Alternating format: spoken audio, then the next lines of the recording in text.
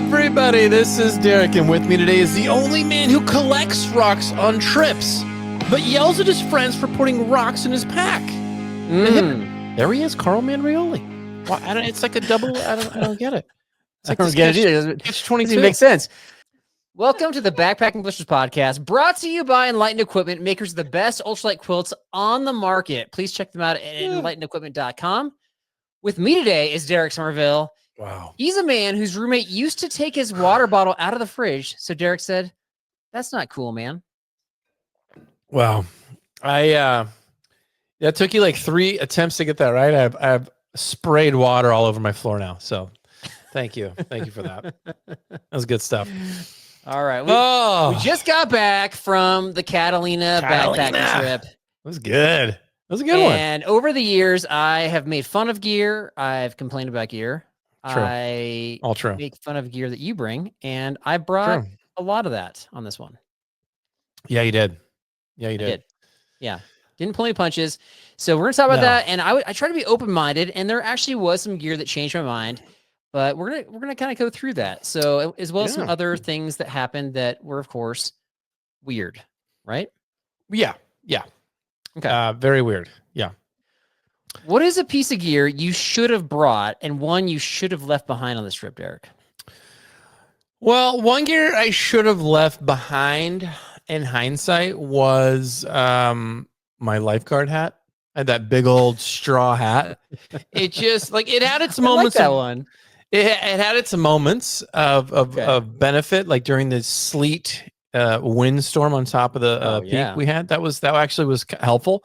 But other than that, it was kind of in the way.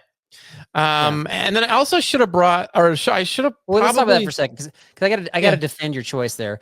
So Catalina is an island off the coast of California. If you don't know, it's an increasingly popular backpacking spot. And there's not really any trees, so you're exposed the whole time. So if it's a sunny day, you're just gonna have sun beating down on you. And Derek has skin cancer, and he's just generally sensitive to anything. So that's why I brought it, right? That's why I brought it. I wanted to protect myself. Little did I know we had the cloudiest, coolest weather of all time. It was, But I mean, in hindsight, it could have been sunny. There were moments I was glad I had it for sure, but I think overall it was kind of more in the way. And I ended up bringing a regular hat anyway. So yeah, I know, double hat. Whatever, double hat. Okay. Too much. And then What should you have left? That's what you should have left behind. So what should you have brought? Oh, okay. Well, I had 2 I should have left behind, but I'm gonna go. Sorry. I should have brought. I didn't bring my slippers. Should have brought my slippers, but I did find a pair of ladies' flip flops at our last camp at Parsons, so I did borrow those. That was nice. And they were clear of all bacteria. There's no foot mold or anything on there. I mean, I gambled it. I gambled it. You know what I mean? Just stick it in the ocean. It was fine. And then I should have brought my trekking poles. I didn't bring the trekking poles. I thought, I want to try it without it. I'm in shape. I want to see how I do. I got done with the trip and was like, my calves were on fire. On fire. Look, good work. They feel great now, but that never will happen if I have the trekking poles. It just won't. That's true. Well, okay. So, but overall it was fine. All right. Well, on the positive side, I've poked fun at Derek over the years for his 2-mile days and stuff. And we had a big day. We had a day. It was, whatever, it was 13 miles, 3,700 feet elevation gain. It was legit. It was a beast. And it was and that day was we had the bad weather that day. We also had mud that was caked on the bottom of our shoes after the bad weather, because that's just how the dirt is over in Southern California.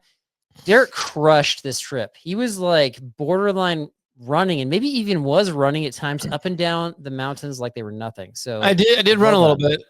You seem surprised. Yeah. You seem surprised. Oh, 100%. 100%. Yeah, you had your moments where you peeled off, and I had my moments. You don't need to compliment me. This is all about you. Just soak it in. I don't know.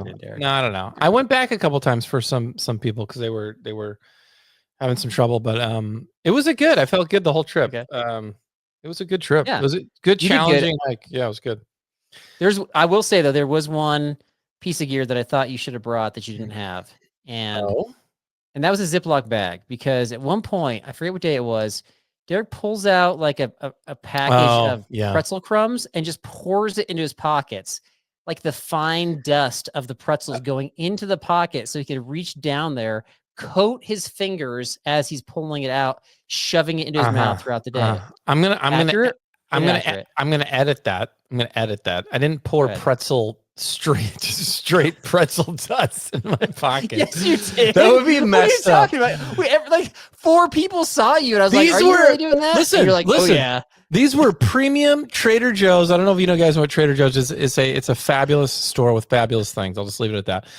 It was peanut butter pretzels. Pretzels with peanut butter inside. We all know how good these are. And so I put a bunch in my pocket. Sure. And yes, there was some dust. There was some dust and some salt.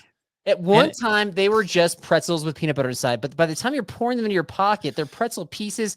I didn't even know this is the peanut butter. So you must have like peanut butter goop like lining your pockets. There's no, it's dried. There's no peanut butter goop. It wasn't like wet. It wasn't like wet, creamy peanut butter. It was dried. It was all under control. You seemed a little shocked. Maybe it's, you're not at that level yet, but you can put crumbs in your pocket. I am not at the level of you're not there yet, dude. Directly into the pocket. No, I'm not at that level. Correct. It's a gift, and the elite hikers know what I'm talking about. Right. Okay, so we're gonna get to it. We're gonna get into it. This was not technically a Patreon trip, but we invited some Patreon folk to come because we did. Everybody rejected our Arizona trips, and so anybody who showed interest, I was like, "Oh, just come on this trip with us," and they did, and they were awesome. It was great. And then I opened it up. Actually, we had a spot left, like within a month of the trip, and I was like, "Hey, anybody on Patreon you want to go? Let me know." Nobody did, so yeah, they missed out. Missed out. Anyway, it was a good trip. I'll tell you about the next Patreon trip we got coming up here in the tidbit section. So we got that coming up. Yeah. Bible verse of the episode, Psalm 4:8. In peace I will both lie down and sleep. For you alone, O Lord, make me dwell in safety. At what point on the trip do you feel safe? What's your safety zone? At what point? Yeah. I mean, I guess it's so weird. I mean, you could go with the obvious answer, like I'm cuddled up next to you in the sleeping bags in the tent, zipped up. Next to me, not next. We feel totally in the safe. Same vicinity, not touching me, not touching you, not touching you. Okay, that'd be crazy. No, you said it was really awkward. Felt safe. I mean, I don't know if I think I feel more like comfortable once like we've walked, like a good chunk on the first day, and I'm like in the groove. I'm in the groove, and the muscles are getting loose and stuff, and everything's kind of clicking. I think I feel settled. That's when I feel settled. All right. So, there were some unsafe moments on this trip, and that's why I was curious. There were some unsafe moments. There's some folks that were concerned. We were on like the way they described it was like a knife edge ridge with wind that was blowing rain sideways, rain and sleet, and it was so like on one side was the sheer drop off, on the other side was just cactus. So not a lot of good options there. I wouldn't say it was knife's edge. I would say it was steep. I would either. Yeah. But I will say, what was your thought? Like if the wind, because the wind was blowing in away from the cliff, right? And it did blow me off the trail a couple of times. What was your thought if the wind was blowing that strong the other way? Would you have just hiked off trail to the right? Yeah. There's not really a lot of options offshore. I think what you got to do is at that point, if it's dangerous, you got to take shelter, right? You got to just get out of it and wait till it's done. Just wait for it to mellow out. Yeah, it was humming. It was, and then we had that sideways sleet came out of nowhere. For sure. So not at that point did you feel safe? Just to clarify. No, I mean, I didn't feel in danger though, but it was okay. I mean, I felt like we had endured worse. And in my opinion, I was like, again, and I told you this before the trip of like, this is in my own backyard. It's Catalina Island. It's not going to be like super crazy weather, but that was pretty crazy for about what, like 20, 30 minutes or whatever. Yeah. But I still was like in the back of my mind, I'm like, this will mellow out. And it's not like an hour, but yeah. Like when you're in the forest or whatever and some random park and you don't really know it that well, it's like, when is this going to end? Like you just, it can get a little more sketchy for sure. Yeah, I loved it, but I understand your fears for sure. It wasn't fear; it was celebration. Okay. Celebration. Gotcha. Yeah. When is it going to end as a celebration? That sounds like one. Yeah. All right. So we'll get to the point where I felt like you might have felt a little bit unsafe besides what you're just describing. So we'll get to that later on here. But I know what you're talking about. The gear that I've been making fun of. Okay, so I got to give a disclaimer here because people are sensitive out there and they get easily offended. So people that don't have a sense of humor or are just so stuck in their ways that they cannot even imagine a trip without this gear. This is just my opinion and sometimes Derek's opinion. But this is just gear that I find or have found to be silly or useless. But if this gear enhances your trip, if it makes you enjoy your time out there better, then by all means go for it. I'm not saying you shouldn't bring it. I'm just sharing my experience. Is that fair? This is just Carl being ridiculous, guys. So buckle Wait, up. why is it ridiculous? What part? Some of the stuff you brought? Oh, the stuff I brought. This is stuff that people have sworn by, they love, and I'm gonna go in reverse order. Go in reverse order. Okay. The ridiculous gear that I found to be the most useless, like the worst of the gear that I brought. Yeah, okay? I already. Okay, go ahead. Any guesses what is low on that list, or you're gonna put the? I think your number one thing was the toothpaste brush mini bottle, squeeze bottle. Yeah, that was. Bottle.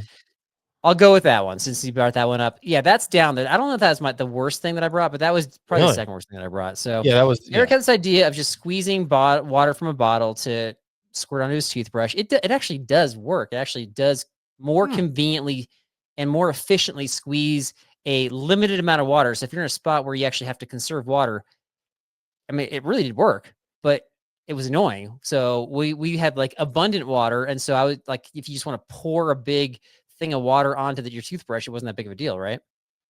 Yeah, we had like excess water the last day, especially. Yeah, but there's spigots and stuff. But it did work. But I think it's like I only did it a few times, and then I realized I'm like, it's just not worth it. I can save a little bit more space, and space. It's in pack clutter. I'm against pack clutter. And this is like king of the pack clutter. Just like you don't need to have in your pack. But I was wanting to try it, and I was like, okay, I can see why you used it, but I still didn't like it. So there's that one. Okay. What was your worst? Next one on the list was I brought a full-size climbing rated carabiner. Oh yeah. Is this your worst? This bottom of the list? Yeah, because I don't want to share what I was using it for as far as what I was connecting to the pack yet, but okay. I didn't really know what else to use it for. What else could I use it for, Derek? We didn't have bears, so what else would there be? Like, I'm not gonna hang a bear bag, is what I'm getting at. I mean, honestly, I don't know. Like, if you're absurd, you'd put an algae on it, but that's beyond absurd with pockets on your pack. So that's annoying. It's like just dangling around, clanging around back there. Like, I guess if you're a gnarlier and more paranoid and retentive and thorough, you might put like some rope or something on. I don't know. Some paracord. I don't know. I mean, it could just be a pack ornament. It's fine, but I found that to be entirely useless. I don't know. Yeah, in fact, there's a guy who brought it like a lighter weight carabiner just to clip on his pack. Like he didn't actually clip anything to it. It's just like a clip on his pack. I get here. Okay. If you had a towel with a little ringlet and you could slide it on the carabiner to dry, maybe for like a keychain carabiner, but not for like a climbing rated one, right? It was thick and beefy. It had a lock on it. Yeah, it was ridiculous. Right. Oh, did it have the little spin lock on it? Is that what that was? It did, yeah. Yeah, that was ridiculous. Unnecessary. Unnecessary. Okay, next one I brought. This is probably gonna be the most controversial one. This is an item that I actually thought that I was gonna like. I'm like, you know what? This is heavy, but if I'm being real, I'm probably gonna be super excited to have it on the trip. And I wasn't. It was the Crocs. Yes. Crocs. Yeah. And you wore them, guys. Yeah, everybody sit down, guys. He wore them with socks. Crocs and socks. Crazy. My pet peeve. My pet peeve. Okay. He did it.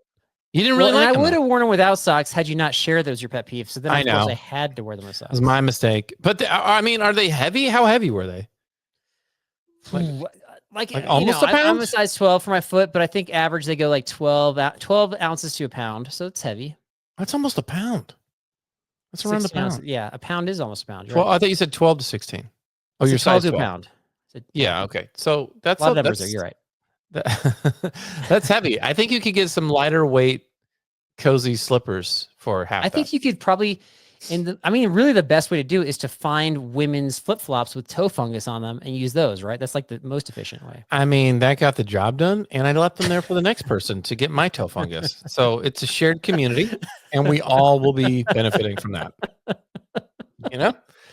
They probably went like halfway down my foot. It was probably like a size 6. They did. They did. You were like size 3. Half of my heel, half of my heel was in the dirt. But you know what? It didn't matter. Didn't matter. Okay. Next thing that I liked. the next best. Actually, I probably like the Crocs better than the Nalgene bottle. If I'm being honest, I should put the Nalgene bottle there. Oh my gosh. I brought an Nalgene bottle, folks. 6.4 ounces empty. 6.4 ounces empty. Terrible. And yeah, I mean, I guess it was nice to put like drink mix in there easily without being, having to be careful, and then you get to kind of shake it up pretty easy. But I guess I don't know. Like I'm trying to think. I gotta say this before I forget though, because I saw your Nalgene bottle, and then not Tupperware Mike, but our other guy, we'll call him Pastor Mike. Love this guy, fabulous guy. Let me just start with that. He brought.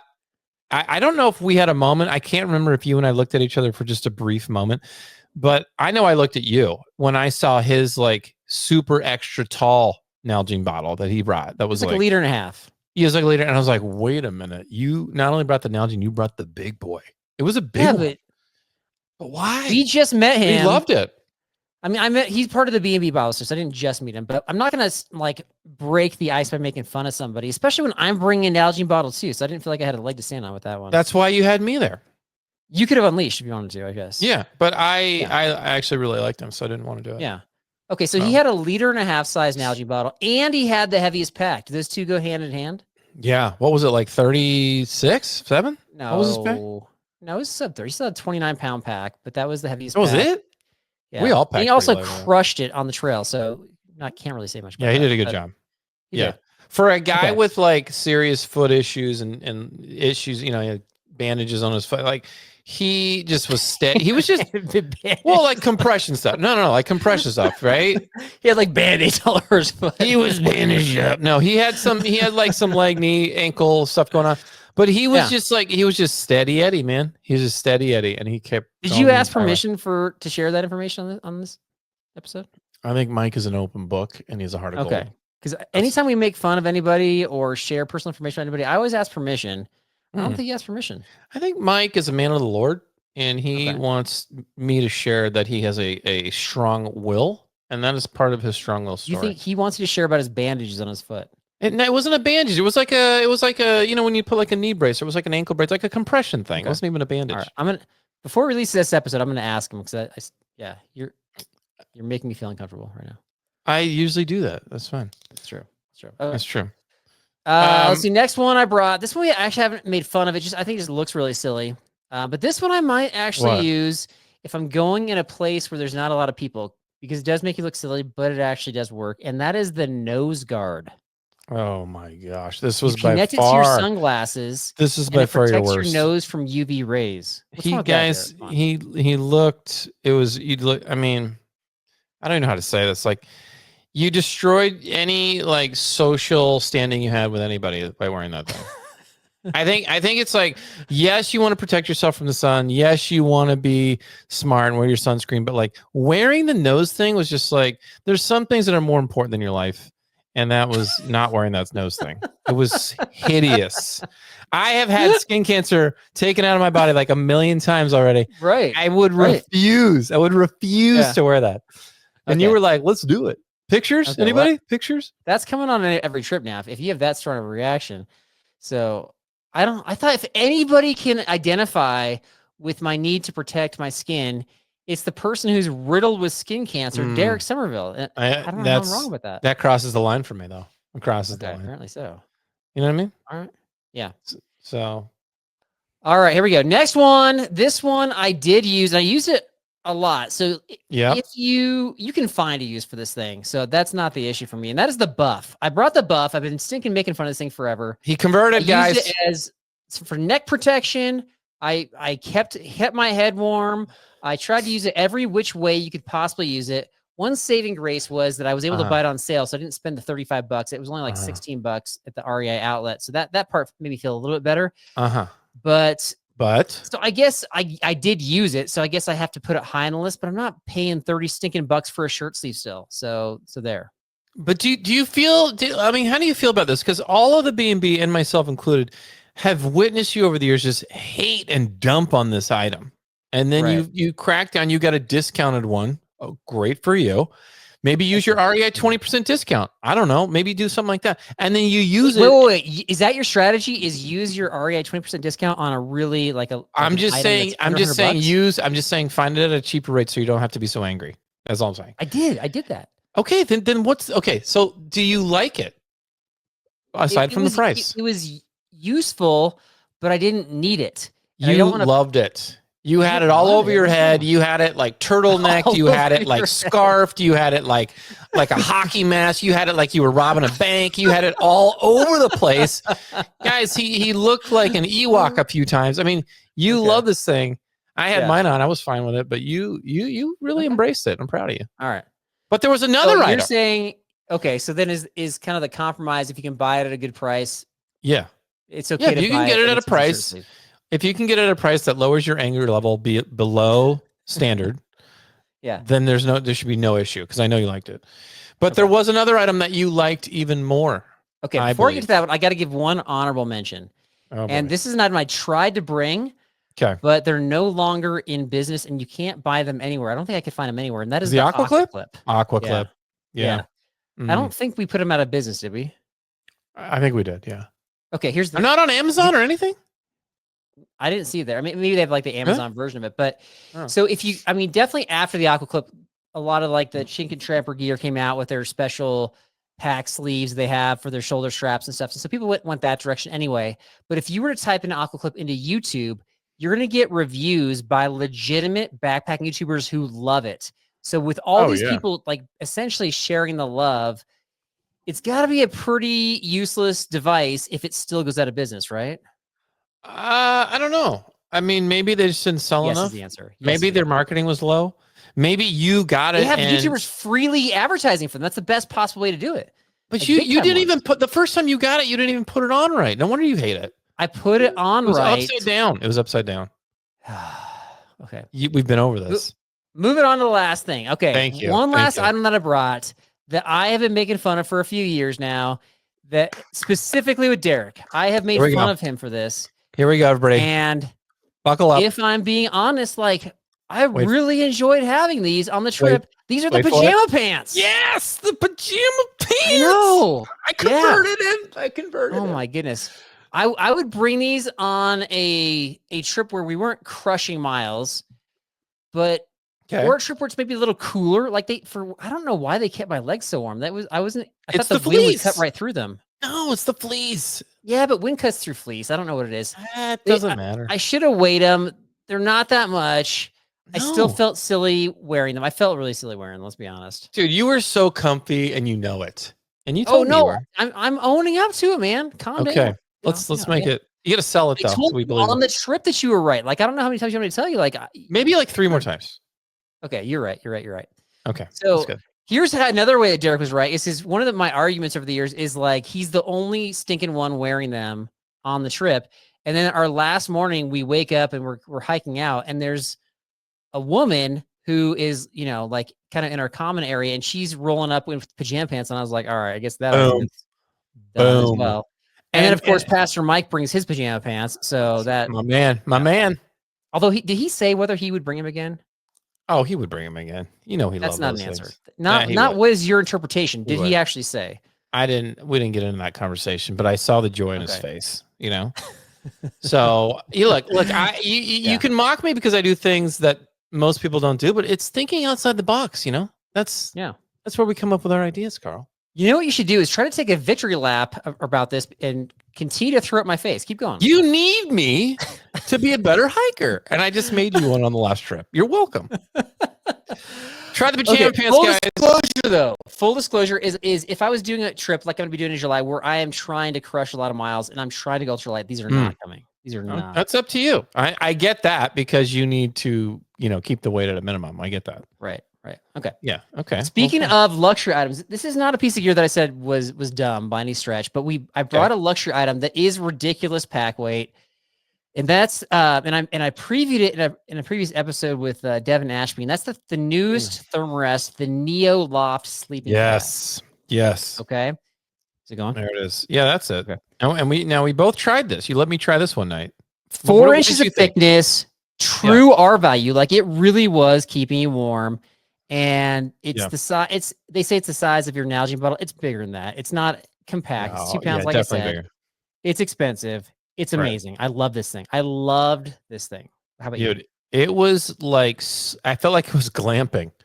It was just like I was like floating on a marshmallow. That's what it felt like. It was just pure bliss.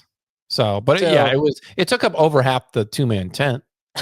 We brought a half dome 2+. So it was like a 2.5-man tent. And between Derek's wide, what was it? You had the Nemo, the Nemo Tensor wide. Yeah. And between this, it was like we maxed out the width. So you got to be careful with. And the Nemo Tensor was what, 3 inches or so? And like yours made it just look like it dwarfed mine. It was just, it was so beefy. But man, it was magical, I will say. Yeah. How Again, long would not bring it on an ultralight trip, but this is probably going to make a lot of my trips in the future. Like a lot of them. It was nice. How long did that take you to fill it up with the? I would say like maybe a little bit longer. I mean, I didn't bring the pump. I just brought the bag. So maybe like a little bit longer than your Not that much longer though? Not that much longer. You didn't seem like you were taking forever with it. Yeah. No, that's fine. It's fine. Yeah, that thing's nice. So, all right. So those are the highlights. Okay, so I kind of alluded to the fact. Okay, well, let me ask you this. Were there any highlights or mistakes you'd like to bring up before I share the ones that I observed? Well, I know what you're going to talk about. And I'm going to bring it up right now. Okay. Other than me not bringing trekking poles, whatever. There was a night where, the first night we were camping, and you were dead asleep. You were out, and I was out, and then all of a sudden I hear this like dragging sound outside the tent, and I think that there's somebody outside the tent. Now in my mind, objectively, I'm like, nobody's out there. It's like there's not a person like standing outside my tent, because it would like move and then it would stop, and then it would move and it would stop, and I'm like, this thing is right next to the tent. And then I realized it wasn't somebody's feet, it was something dragging my bag away from the tent outside. It was in the vestibule, outside the vestibule, and I was like, dude, what the heck? And eventually it stopped, so I went back to sleep. But I never got to get up and like. I never got out of the tent. I never got out of the tent, which I should. And I didn't know what it was. So I got up the next morning, and where was my bag, dude? My bag was in the middle of camp, and it had some bite marks in the sunscreen, and it had rummaged through all of my fire starting gear and took none of it except the Ziploc bag that it all came in. Doesn't make sense. And that was it. What was it? What animal were we talking about here? It was a fox. It was the fox. Yeah, and the fox won. Didn't it tear into your hip belt pocket too? It tore into the hip belt pocket. We have a zipper fabric rip. I just washed the bag last night. I will be attempting. Now, I don't know if who remembers when I sent this bag in before it had a rip, and they fixed it. Osprey fixed it, sent it back. It was great. We're going to attempt it a second time. We're going to see what happens. And just to clarify, when you washed it, did you throw it in your washing machine again? Sure did. Okay, folks, this is an anti-pro tip right here. Please don't do that. That's the number one way to like wreck the coating on your backpack and possibly the frame itself. Sure I don't know why Derek does this. He's tempting fate every time. There's Maybe because you're gonna send it in. Are you like, well, I'll send it anyway so they can fix anything else? Let's calm down a minute. Let's not throw the baby out with the bathwater. So there's a little setting on there called delicate, and it's very fragile, and it works fine. Okay, works fine. It was good. All right. Still, yeah. I'll let you decide. Is that good advice right there? Should you throw your backpack in How old is the bag? How old's the bag? Over 10 years now? Is it over 10 years old? Oh, yeah, but it's a legendary bag. You don't want to wreck that thing. It still works great. It's got the REI guy giving you bad advice about it, and it's got that story. Like once that backpack goes away, but you have to. I have to. I wanted it clean because if you send it, because Osprey's kind of weird. They're like, if you send this bag dirty, and it's unfixable, we will not be sending it back. Okay. That's what they say. So I'm like, I don't want to clean it is the washing machine. No, but I don't want to like sit there with a hand soap and a sponge and do all that junk. It's just, I just wanted to do it. Yes. It's like 19th century. It's too 19th century. I don't have time for that. Okay. So we'll see. We'll see if they fix it. I hope they do. Okay. All right. We'll get an update later. Yeah. Let's see. The only other highlight I had was, so this was a trip that I planned for the most part, but I've got a lot of stuff going down in my personal life. Yeah. And so I leaned on a guy named Zach from Ohio that Derek has nicknamed what? Stats. My boy. Stats. Yeah. And so Zach is I would describe him as like a master trip planner. So he can plan. I would trust his. He had the 3D pictures, the interactive maps. He had the whole kit and caboodle with the mileage and the time slots and all this. It was great. I want to know something though, because Stats like to give us updates on the trail of where we were, how far we gone, elevation, blah blah blah. How'd you feel about all that? Well, I think that it takes a big man to admit when he's picky. And with the stat stuff, I'm a little on the picky side, I'll be honest. Like he wasn't overdoing it, but he just had a lot of stats. And I kind of like to wait a little bit in the day before I find out like how many miles have we gone, how much elevation gain have we done. What's a little bit? He was throwing out like there's 5 hours of sunlight today. He just had all the stats. And I think you tell me. I think most people actually do want to hear that. They like hearing the updates. They want to know like incremental progress. I just kind of like to be surprised towards the end. Where do you stand with all that?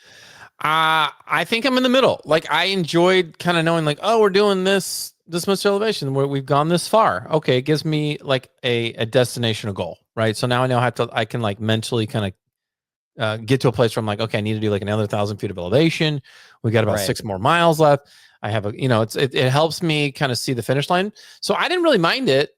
Now this trail in particular though, in comparison to many trails we've been on, was very well marked. Had mile markers made of wood that were very clear every mile that you eventually started to appreciate toward the end of the trip. Yeah, towards the end, I was like, all right, these are kind of cool. They were kind of cool. So, and they were all pretty accurate. Everything was pretty accurate. I think it was a little bit off. It was a little bit off. Some miles I'm like, was that really a mile? And then some I'm like, we haven't seen one in a really long time. So I don't know how accurate they were, but they felt accurate. Who knows?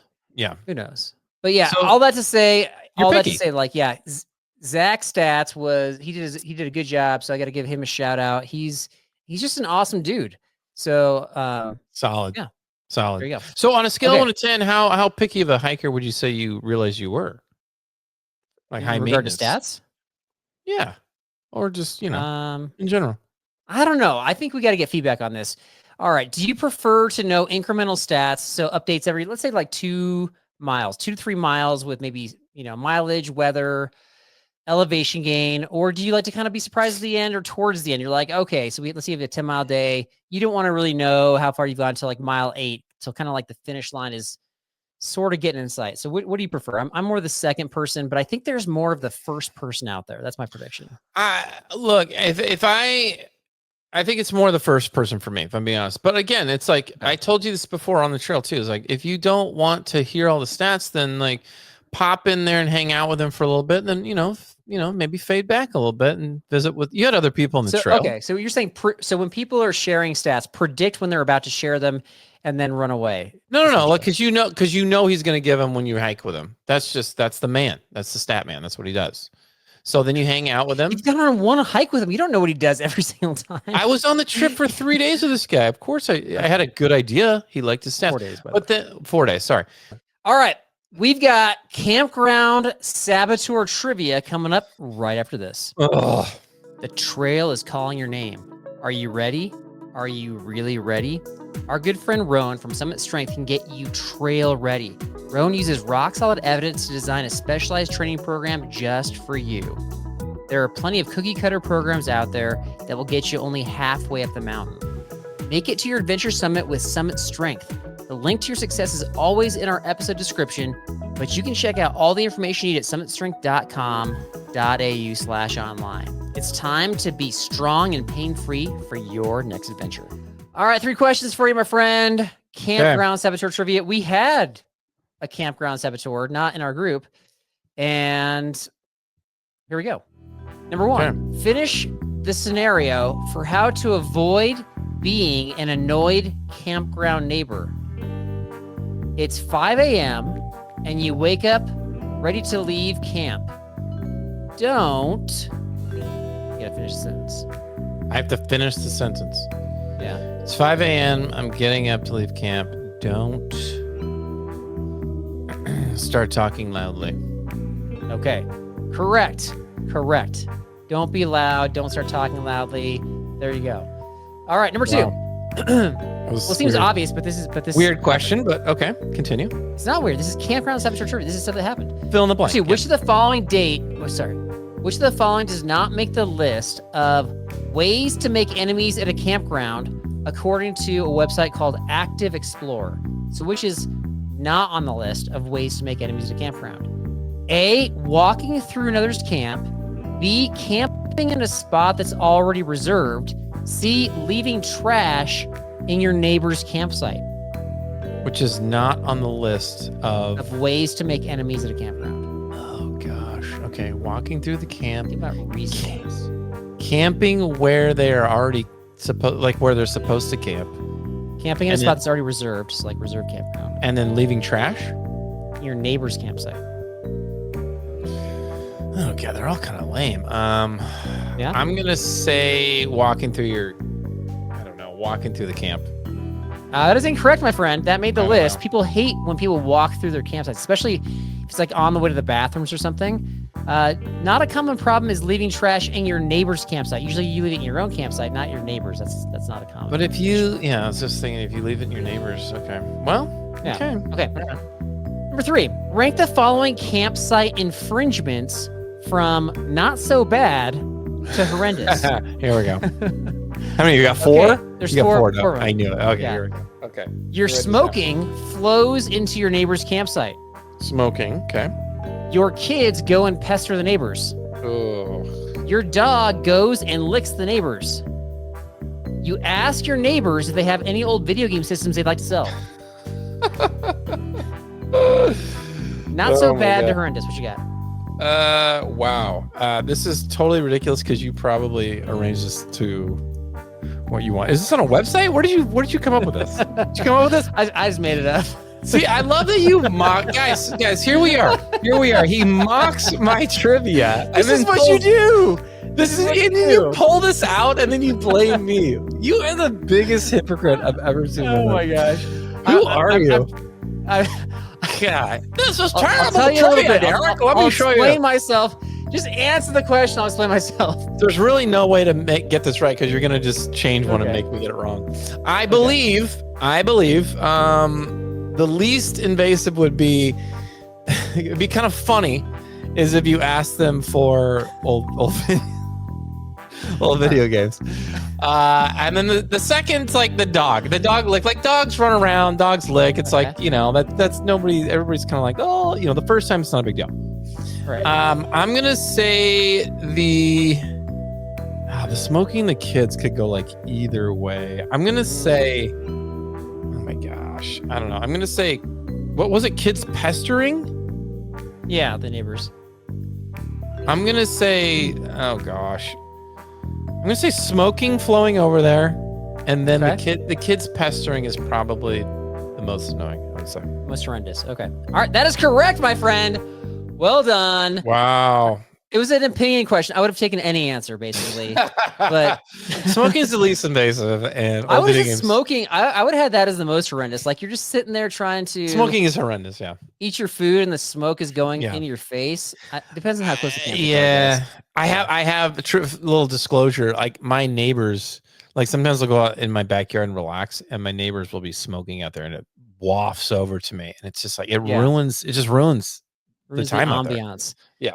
I will say, and going back to a previous question, I have had somebody camp in a spot that I've already reserved, and I was getting there a little bit later at night with my family. Yeah. And while I was trying to like negotiate the situation, that the family that took my spot had kids, and the kids, like they were nice kids, but it was just very late, and they were shining their headlamps in my face, asking all sorts of questions. And I was like, I got to sort the fact that you have taken our campsite out while you're asking me questions. Yeah. And so I would describe that as pestering me with their parents. They were friendly, but they took my campsite, right? Yeah. And so I literally wasn't a happy camper. And so I think I handled the situation okay. I didn't. What happened? Did you kick them out? Like what happened? No. I'm not going to kick another family out. That's not. Did you take their campsite? They didn't have a campsite. They're like, this person's not here yet, so we just will take their campsite. That's what happened. So where'd you? We had our. So like I just camped in the same site, and we basically just took a open spot, and it was very inconvenient. And then the same family woke up super early, like 5 a.m. and did the whole talking aloud thing and left. So they kind of hit 3 of the annoying things. we had some noise in our camp. Remember? We had some noise in our camp. Oh, fun fact. So I don't know if we were going to talk about this, but I'll mention it real quick. We had another campsite next to us that brought the boombox, bunch of kids, bunch of dads, adventure group of some kind, and they blared the music. And you thought it was, I don't know how long they were playing the music. It was really loud for a long time. And then you thought it was a different campsite that had other music going to like 1 a.m., 1:30? Okay, we got to explain this because it's not common to have 1:30 guys. Boombox. So here's the situation: is Catalina backpacking is very different. So you get to these established campsites that you've hiked all day to get to, and people can get there lots of different ways. They can just day hike in, have gear dropped for them. They can bike in. Yep. Some people can, if they can hire rides in. So you had like a mixture of backpackers and just everybody there. And so they blared music till 2 a.m. Yeah. And anyway, it wasn't our favorite moment. So I was going to tell you, I found out. So after you guys all went home and I had to get a taxi ride back to the other part of the island, we drove by that area and I asked my taxi driver, who reminded me of my grandpa. I said, hey, is this guy in the trailer? Is this the camp host? Like, does he live here? This camp host, does he live here all year? We're like, what's his deal? And he's like, yeah, that's the camp host. He lives there. He's kind of a strange guy, but he lives there all year long. And I was like, I gotta say, if I'm being honest with you, like he might have been one of the worst camp hosts ever because we had music extremely loud till 1:30 and he was just chilling in his trailer, hanging out all night long. It was crazy. We'll go talk to him. Can you sail back over there and go talk to him? That'd be great. I would love that, actually. Yeah. Thanks. Yeah, that was not a highlight. That was a low light for sure. But everybody's been there. It was kind of like, your backpacker with a Bluetooth speaker times a million is what that was. So, okay. I got a couple tidbits. Okay. Let's see. Coming up in June, first week of June, we are kicking off the next season of the Backpacking Blisters Bible study. We meet on Thursdays, 6 p.m. Pacific time. That's 9 p.m. Eastern time. If you're interested, please let me know. Send me an email. My email's in the show description, and I'll get you on the list. Even if you can only make it, we just say come when you can. And I'll send you whatever information you want. But we meet up weekly during the summertime and monthly during the school year is how we do it. And some awesome folks in that group. Everyone's invited, regardless of where you are. You can know the Bible like the back of your hand or not know it at all. Everybody's invited. So that's coming up first week in June. And then let's see. I mentioned the next Patreon trip. So that one is the last full weekend in August. I don't have the exact dates, but it's going to be that last full weekend. And that's going to be a trip to the Timberline Trail going around Mount Hood. So by the time this episode comes out, I probably already have the invite out to Patreon, and there is a limited number. Derek, what would you cap it at? What would you say is like max number for folks? How many miles are you guys doing? It's 40 miles. 40 miles. So similar to what we just did. But broken at more like 10 mile days ish. Not crazy. Yeah. I don't know. Maybe like 8 to 10. Okay. I was thinking like 12, but you're okay. 10, maybe 10 or 11. Okay. So we'll see. Okay. We're going to cap it. So if you're interested, you can join us for that. And that's all I got. That's all I got. Guys, thanks for tuning in. Always a pleasure. We will see you next time. Check out the social media handles. Leave us a remark. Leave us some feedback. Leave us a troll comment. We love them all. It doesn't matter. 5-star if you want. We will see you next time. Remember, guys, if you want to become part of the PGA Pajama Pants family, just talk to Carl. He is the new vice president of the Pajama Club after me. We'll see you next time. I want to fly.